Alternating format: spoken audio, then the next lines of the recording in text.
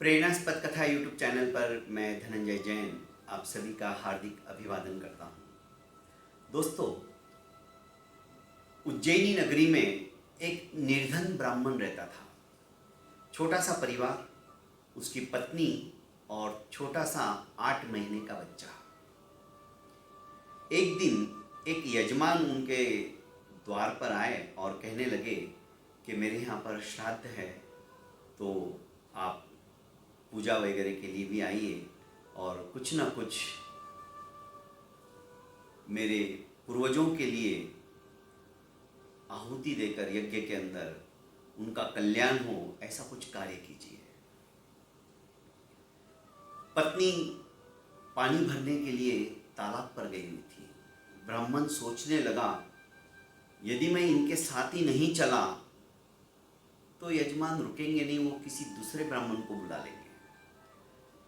पर अकेले नवजात शिशु को छोड़कर मैं कैसे चलूं? उस ब्राह्मण ने एक नेवला भी पाल के रखा था, जो कि उसके पुत्र के समान ही था, अत्यंत स्वामी भक्त। नेवले की तरफ देखते हुए उसने कहा कि बच्चे का ध्यान रखना, मैं अभी गया और अभी आया।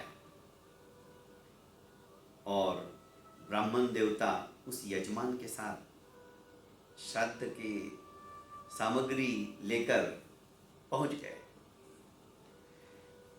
श्राद्ध की सामग्री मिलने जो वाली थी, उस लालच के अंदर ब्राह्मण देवता चले तो गए, पर उनका ध्यान बच्चे की तरफ था, क्योंकि कभी उन्होंने बच्चे को एकाकी नहीं छोड़ा था।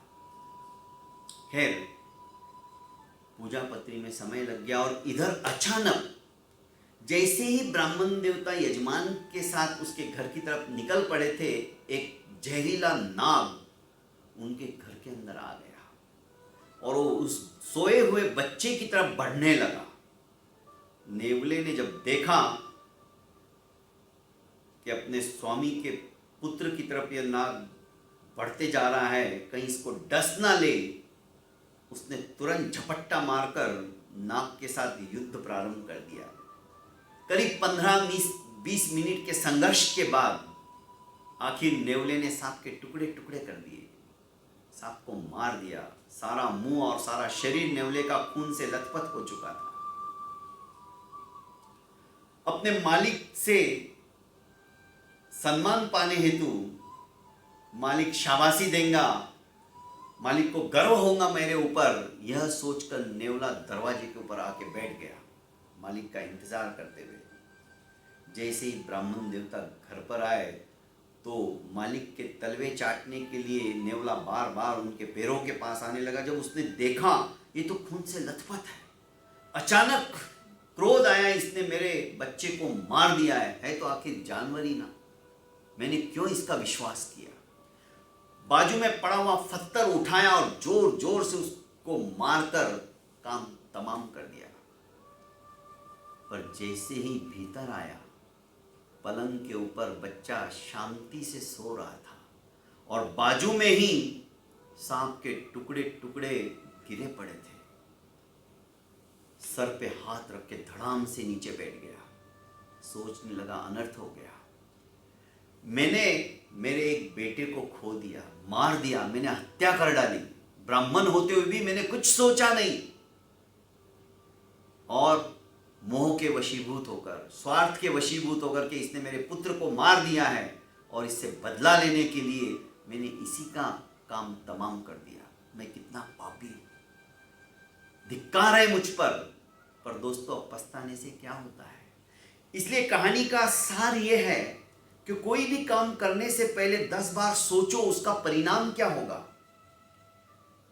बिना सोचे समझे यदि हम कोई भी काम करते ना दोस्तों, अनर्थ की ओर ही ले जाता है। इसलिए शांति से कुछ भी करने के पहले 2 मिनट, जब गुस्सा आता है ना, शांत होकर सोचिए, जो दुष्परिणाम होने वाला है गुस्से से वो आप रोक सकते हो। बस क्रोध की आग को जो जल रही है, क्षमा की पानी से थोड़ा उसे सिंचन करो, आग बुझ जाएगी और धीरे धीरे हमारा मन, हमारा मस्तिष्क, हमारे विचार हित और अहित को सोचने के लिए मजबूर हो जाएंगे।